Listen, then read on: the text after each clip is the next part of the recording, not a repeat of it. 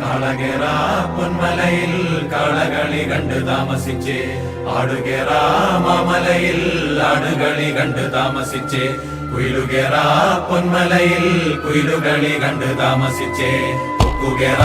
പൊന്മലയിൽ കൊക്കുകളി കണ്ട് താമസിച്ചേ, കുതിരകേറ മാമലയിൽ കുതിരകളി കണ്ട് താമസിച്ചേ, മണ്ണുദിച്ചേ നിന്നുദിച്ചേ ആദിത്യ ഭഗവാൻ